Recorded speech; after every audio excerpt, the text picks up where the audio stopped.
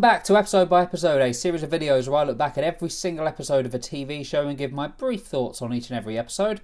This is still Buffy the Vampire Slayer, but we are coming towards the end. This is the first half of the final season, Season 7, and this is a season that I quite like. I didn't actually realise Season 7 had a lot of hate. I didn't realise it was a divisive season until probably a couple of years ago, actually. I always just thought this was a solid season that had a few problems, but for the most part was enjoyable and a nice way to close out this show. So, I didn't realise a lot of people didn't like it. So I fall much more into the like this season camp than I do the dislike, but there are some problems with it, and we'll get to those as we come. One of those problems that I'll address now, though, is particularly in the middle part of this season. A lot of these episodes kind of just feel like one long episode rather than just individual installments. Like the first few episodes have the filler episodes, have the Monster of the Week. But from episode 7 onwards, they're quite rare. So it will probably be an episode by episode that I have a little less to say about than normal on each individual episode at least. Because as I say, they all kind of just bleed into one in my head. But I'll try and address as much as I can. I'll try and address the issues and the things that I loved about the season as well, because there's a lot of it. But let's begin with the first episode of Season 7, which is Lessons, and the reintroduction of a very new, very modern, with a new principal, Sunnydale High. It was a great idea to bring the school back, and to have Buffy be a part of it, as well as the guidance counsellor.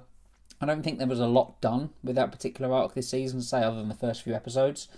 But it was nice to see it again. It was nice to see the school back, even if it was a totally different school to the one that we had before. And this is a solid introduction to Season 7 as well. I think one of the stronger season premieres, because I've said many times before that I think the season premieres for the most part are some of the weaker episodes of the show. I mean, they're not bad, but they're never mind-blowing, and this isn't mind-blowing either, but it's a solid start. I love the fact that we're just back into the high school, and we're back into the same old with the high school as well. There's a nice familiar feeling about this episode. And it's good to have Dawn in the spotlight for it as well, because we saw at the end of Season 6 that she's stepping up a little bit now. Buffy's allowing her to grow up and kind of fight evil a little bit, not leaving her on the sidelines, and she's right in the thick of it here with a couple of new friends I don't really think we see that much of again after this episode. It's like a little new Scooby Gang forming that we never get to see, really. But yeah, her involvement in this one's nice, and I think the monsters, while not the scariest in the world, they're still fun. Like, the ghosts in this are a solid foe, I think, for everybody to deal with, because this didn't want to be too heavy. And this is what I like about a lot of these first few episodes of Season 7, is they're a lot lighter than what we just had in the 6th season. And yeah, I enjoyed this one as well. And the ending to this episode is one of my favourite scenes from this whole show. I would just play the clip, but it's quite a long scene, and I'd probably get copyright stung pretty instantly. But just the appearance of the first evil and it changing into every single big bad that this show's had, just such a well done sequence. Seeing all those big bads back again was great, but just the way it was done, the music, the way it was shot, absolutely loved that scene. The Master was really good in this one as well. Right back to the beginning. Loved that. Solid start to Season 7, and that ending scene, fantastic. Beneath You. So we saw Spike in the last episode. Like, not a lot of him, but we did see him. But this is the one where we really get to see just how far he's fallen. Like, he's going mad. Like, we got snippets of that in the last episode. Like, he was involved in that awesome closing scene. But this one, we really get to see what's going through his head, and he's messed up. He's really messed up, and it's kind of nice to see that in a weird way. It's good to see that there are some ramifications to come from getting his soul back. It's not an easy fix. He's not just, I'm a nice person now. He's seriously screwed up, and it doesn't help that the first is tormenting him as well. But it's fun to see him try and fight that. It's fun to see him try and be that old Spike, even though he just doesn't have that in him anymore. Great stuff from James Masters. That whole ending scene, the two of them, Buffy and Spike in the church, and Spike sort of doing his monologue up against the cross as he burns. One of the more haunting images I think this show's ever done. Really effective scene, really well performed by Sarah Michelle Gellar and James Masters. The Willow and Giles stuff back in England is good as well. It's nice to see that Willow's getting the help she needs. I should have mentioned that in the last episode, really, but I forgot. But it's kind of the same thing again here. It's just not exactly a repeat, but it just builds on what the last episode did. But yeah, it's good to see that, again, much like Spike, this isn't an easy fix for Willow. She's had to be away from everybody for quite some time, with Giles helping her through what she's done, so that was nice.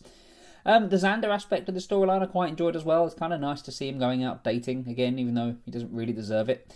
But yeah, that was fun to see, and it was nice to see it tie into the main story as well. From Beneath You, it devours. I mean, a worm-like ex-boyfriend isn't the most exciting of enemies in the world, but it was lightweight, it was fun. It got Anya into the mix as well. Got to see some nice sparring between Xander and Anya.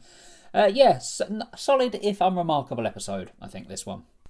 Same time, same place. So Willow's back, and I think this was probably the best way they could have got her back. As I say, it wasn't just to instantly slot him back into everybody else again. She's dealing with some ramifications of what she did. And one of those is that she's accidentally done a spell that makes everybody not be able to see her. Like, she's invisible to all of them. She's almost on like a different plane. Anya can see her, so that makes some nice fun Anya and Willow banter, because whenever those two get together, it's great fun. But yeah, it's just nice to see the softer side of Willow again here. Like, she's genuinely remorseful. She had to be. Like, she did some horrible things. We had to see how bad she feels about it.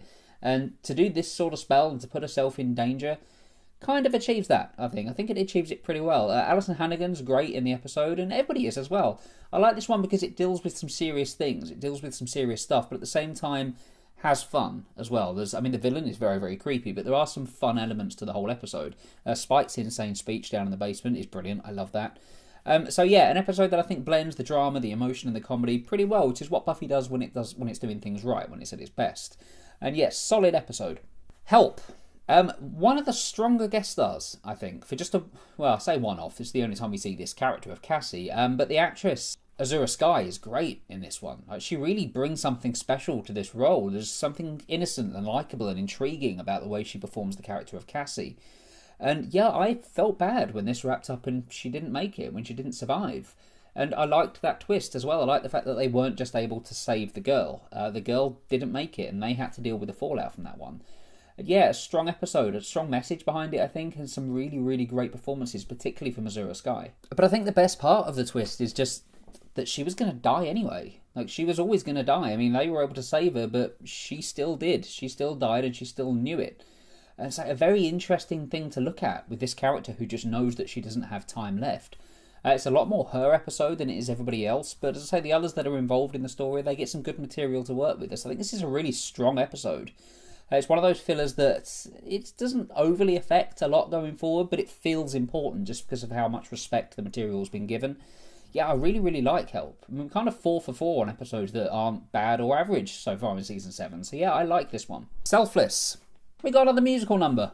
I didn't see that coming at all. I remember the first time I watched it, just hearing us burst back into song and flash back to the musical. Such a great moment. It really was. And there's so much fun to be had in this one. And again, much like I just said a couple of episodes ago, this is one that's very, very dark, very, very serious, but knows how to have fun. It brings the fun into it. It's what I missed from Season 6. I thought that was lacking. We're getting it back here. The Anya flashbacks are brilliant. So much fun. So great to see Olaf again as well. Great troll. Yeah, I loved all of that. I loved to see us go way back in time, because we've heard a lot about what Anya's done, but we haven't seen a lot of it. We haven't seen who she was before she became Anyanka. And yeah, it's so good to see that here. So good to see it played out. I think it's done really, really well. In the present day, there's some really dark stuff to work with. Anya does hideous, horrible things. And it's a wake-up call to her. It's a wake-up call that the breakdown of a relationship with Xander caused her to become this sort of person, to go down this road. And it's kind of heartbreaking to see that. Like, she does these horrible things, but before, she wouldn't have given it a second thought. It would have just been something that she'd done and on to the next bit of vengeance. But now, after kind of the humanity that she's had for the past few years, this does affect her. She takes it back and in so loses her demon's powers as well. It's a very selfless act from Anya in the end, despite being a pretty horrible one to begin with. There's a bit of redemption there. I mean, there is a part of me that wishes Anya could have stayed a vengeance demon. We could have seen her not become the big bad of the season, because there's enough big bads going on, but just a bit of a foil for the cast, like helping them out sometimes, but at the same time crossing paths with them. So I feel that was a bit of a missed opportunity, but character growth-wise, it makes perfect sense. And yeah, overall, one of the strongest episodes, I think, and definitely the strongest Anya episode. Him. So this is a silly one. It is a very, very silly episode, but kind of missed really, really silly episodes. We haven't had one in quite some time. So I was cool with this. I think it does oversell the joke a little bit. I think it does go a little bit too far on occasion. But then at the same time, there's amazing bits like the split screen sequence with all 4 of the female characters off out to do some carnage. Like, that's just a great moment. And we're going to need it, because there's not many of these left. I think this might be the genuinely last really... storyteller. But one of the last silly episodes. One of the last silly filler episodes. And yeah, it made me laugh. I had a good time with it. It entertained me.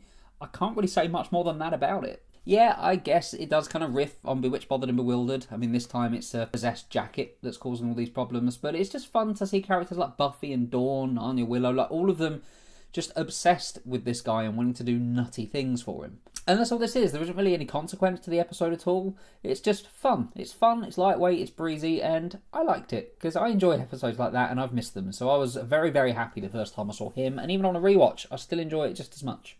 Conversations with Dead People. Wow. Like, what an incredible episode this is. I think it's the only episode that doesn't have Xander in it, but it makes total sense that he doesn't appear, because he wouldn't have had a part here at all. There's 3 storylines going on, and each of them, like, I can't think of any of them that could have been trimmed down to make way for a Xander story, because they're all equally important and they're all equally as engaging. We'll start with Willow, who's speaking to Tara, a manifestation, she thinks, of Tara, or it's Cassie delivering messages from Tara, like Tara's talking through her. And Alison Hannigan is so good in those scenes. Like, the way she reacts to the Amazon line, it's just really, really well done. And when she realises everything's a fake, when she realises this is nothing to do with Tara whatsoever, it's so good to see that switch in her. That term where she's like not feeling betrayed or sad about it, she's kind of angry. The reveal that this is the first was awesome, because that was a villain that I really, really enjoyed back in season 3. And I remember at the time thinking, when are we going to get more from the first? And I didn't expect it at all to be the big bad for the final season, so it was a great shocking moment when, in the first, when it reveals who they are. Yeah, that was great. Next, Buffy, who's dealing with somebody who's done the trifecta, who's appeared on Buffy, Angel and Firefly, which is Jonathan M. Woodward, and he plays an interesting person in each of those shows, actually. It's always nice to mention the people who have done quite a lot of Joss Whedon shows. Yeah, he's one of them, and he's really, really good in this one. The dynamic between him and Buffy, so much fun to watch, sort of the guidance counsellor routine, and Buffy talking to him and telling him all of her stories and all of her troubles. I really enjoyed that. It's something that might not have worked if it wasn't given the right sort of attention in the script, if it was done in a silly way, but it's not. It kind of feels like the almost mutual respect between them builds naturally. Like, it doesn't feel forced at all, and that's how great the 2 performances are, because they make it seem real. I was actually sad when Buffy staked him. I really was. I didn't want Holden to die, but yeah, he had to. He's a vampire, and he served his purpose. He alerted Buffy to the fact that Spike is killing again. Spike is siring, and that was a whoa, okay moment, because Spike has a soul now. He shouldn't be doing that. So that sets up some very interesting things that pretty much kick off in the next episode. The final part of this one is the Dawn stuff, and one of the few times that this show has actually scared me. I think Hush is another one, but it's not often that this show genuinely freaks me out. Really did with this stuff. The Dawn and Joyce stuff is amazing. It's done so well, it's done so creepily, and it shows just the right amount of this ghostly vision of Joyce. It doesn't overshow it. We just get the odd flicker here and there, and it's so effective. In fact, all of this is really, really scary stuff that the writers did here. And I loved it, because I love it when shows scare me. It's something I miss about Supernatural now. That show hasn't actually scared me in a long, long time. And Buffy kind of got the same, but it did bust this one out. And this was a great episode. Michelle Trachtenberg, performance of the episode, I think. Everybody's really good in this one, but she outshines them all just because of how good she is in those house sequences. Yeah, this is one of my favourite episodes of Buffy. There's a reason that it appears in a lot of top 10 lists, and that's because it genuinely is fantastic. I believe this is the episode that has my worst ever line in Buffy the Vampire Slayer. It's when the female vampire's trying to attack Spike, and she says, "Is that all I am to you? A one-bite stand?" Why? We have to say that line. It's awful. And it seems weird to just single out one bad line, but the line's delivered in a way that it's meant to be this incredibly funny line, and it's not. It's crap. Hate it. The episode as a whole, though, I quite like. There's some interesting stuff here. This is a Spike episode, and I think we kind of needed one at this point, particularly after what we found out in the last episode. I love the tune that gets stuck in Spike's head, the song that he sings, that triggers him, that makes him into this violent monster again. I think it's such a nice little, I say nice little tune. It's a creepy tune, but I enjoy it, and it gets stuck in my head quite a lot, even if I've not watched these episodes in a while. Occasionally that song will just pop back in there. And I like that Buffy isn't quick to just kill Spike. She's perceptive enough to realise that there's something else going on, and we see what's going on. We see there's another version of Spike in his head, or appearing to him, which is the first evil who can take on dead people, and he's making him do these things. He's tormenting him to the point where he gives in and commits these murders. And yeah, I like that Buffy wasn't quick to write him off. Like, she, despite everything that he'd done to her, she protects him. She says it's to get answers on this mysterious thing that's been hunting them all on the first. But, you know, there's a little bit of it that she actually cares for Spike. She actually does respect this guy to a degree, particularly after what he's gone through for her. So, yeah, that makes sense to me. I didn't particularly like the ending of this one, the fake out of Giles, which goes on for far too long. They take ages to tell us that Giles is Giles. But yeah, what was the line they say about the axe thing, that he heard the shoe squeak? Like, yeah, fine. Just a cheap cliffhanger, really. It was a way of creating mystery and intrigue throughout the next few episodes that we didn't really need, because there's enough going on. I didn't want this doubt hanging over Giles. And yeah, it doesn't make sense either that we don't see him touch anything. It's just there purely to make people think that he's actually dead and this is the first. And yeah, it was just cheap. Felt cheap to me. Never Leave Me. So the trio, well, two of them and an apparition are back. They're actually back in Conversation with Dead People. I just forgot to mention them. But I think season 7 for me is where Andrew makes the transition to becoming a good character. I didn't particularly like him in season 6. Like, some of the things he said was funny, but that's as far as it went. I never really liked the character. And yeah, Jonathan as well. I think they did some things with him that I didn't agree with. I didn't think Jonathan would do, and it's sad to see him killed. But it's kind of forgivable from Andrew's point of view, because we see that he's being messed with as well. Like, the first is messing with him, trying to get him to make that sacrifice in the guise of Warren, somebody who I think we can pretty much agree Andrew really, really fancied. He really had feelings for Warren, and that's why he's able to manipulate him in the way that he does. And there are some funny moments. Chasing the pig, I think, was great fun, and intriguing moments as well. Principal Wood seeing Jonathan's body at the end and not reacting the way you would expect him to. I haven't mentioned him yet, but I really like Principal Wood. I think the performance by D.B. Woodside is really, really strong. He's a very different sort of character to what we've had in Buffy before. Certainly a very different principal to the ones that we've seen before. And yeah, I like the way that there was just this level of intrigue around him, particularly in moments like this. And we find out pretty soon what the mystery is. But yeah, really, really like the character. Spike being taken was a great, shocking moment, and seeing him kind of being used as a sacrificial thing at the end there was, yeah, quite the sight. And there was the first appearance of the Turok Khan, the super vampire who's, the Turok Khan are kind of super until they are needed to not be super anymore. In that, we'll talk about that in Chosen, because there's a big problem I have with the Turok Khan. But I like the look of them. I think they look very, very intimidating, very, very menacing. And yeah, great introduction for them here. And I almost forgot to mention, the entirety of the Watchers Council was destroyed. Well, I say the entirety of them are based at the actual Watchers Council location. That was an interesting moment. I certainly didn't see that coming. Sort of a way to change the game up a little bit. Having them all killed off in such a way was a genuinely shocking moment. These are characters that we haven't spent a huge amount of time with, but they've been a big part of Buffy. And yeah, they're pretty much all gone now, and that's quite the moment. Season 7 certainly means business. Bring on the night. Okay. Let's talk about the potential Slayers. I get irritated by a lot of them. It's not the performance's fault. I mean, Felicia Day's in there. I love Felicia Day. Got to interview her once. That was fun. She was in her Snapchat. Don't mind telling you that. Just a little claim to fame.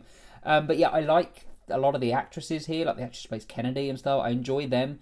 But it kind of feels like these potential Slayers shouldn't really be here for the final season, because they do take away from the main cast and Giles quite a bit. There's a lot of scenes involving them, and I get why they're here. I get why it makes sense for them to be in the final season, because this is tying everything up. Particularly with what we get to in Chosen, it makes sense thematically, but there's just a little bit too much of them.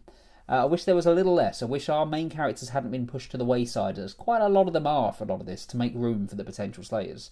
And some of them, like, I'm not just saying this because I'm British, but the one with the British accent is terrible. That's such an awful accent. Like, Anthony Stewart Head was on the scene with them at that point. He must have been like, that's not how you do it. Was she even American, actually? Maybe I should look into that. But yeah, I didn't like her accent at all. So some of them did bug me. Like Rona, I was never really a huge fan of.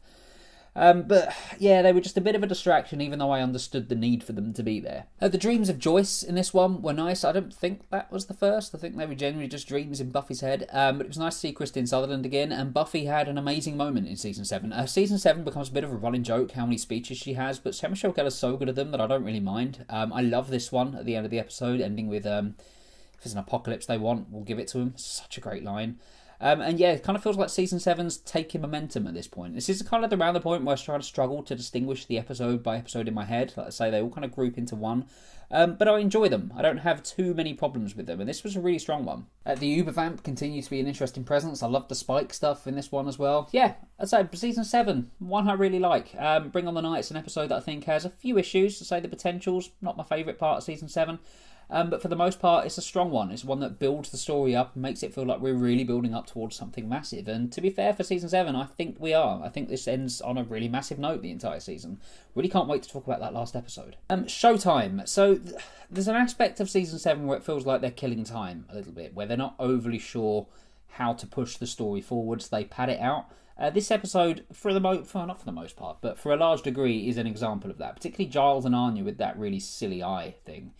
It was kind of nice to see Giles and Anya together again, because the two characters are fun, but yeah, it was very silly. It was one of those times like the talking hamburger thing in Angel, which, so we'll get to Angel at some point.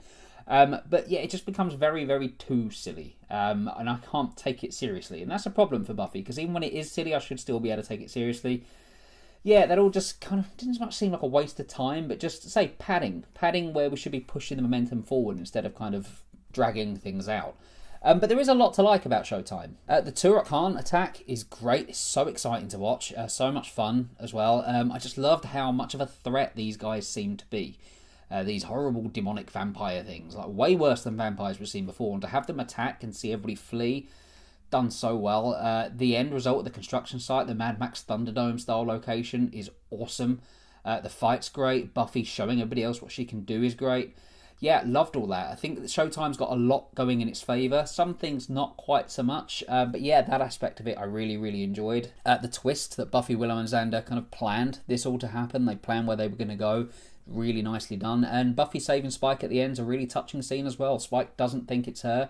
And the expression on his face when he realises it is a really, really nice one. Yeah, mixed bag Showtime, but not a bad episode, not a great one, just one that has a lot of things to do with it that I actually quite enjoy. So that's the first half of Season 7 done. I'll be back next week for the second half of Season 7, the final episode by episode for Buffy. Yeah, I'm going to be sad to see it go, but I'm looking forward to talking about something else. But there'll still be a top 10 worst episodes, top 10 best episodes to go before we move on to the next episode by episode. And if you have any other Buffy-themed videos you'd like me to do, let me know. I'll see if I can do them. And briefly apologise that this video was a week late. I try to do these weekly, but if something comes up, like if there's a lot of movies out and I have to review them, this will have to take a bit of a backseat. And it did last week because there was a lot on. But yeah, the next one will be coming next week. Thank you very much for watching this video. Do hit like and subscribe if you enjoyed it and you want to see more of them. You can follow me on Twitter at JoeJulians. Look out for more reviews for the movies coming soon as well. The new Fantastic Beasts movie review will be out, I think, over the weekend. But yeah, thank you very much for watching, and I'll see you on the next video.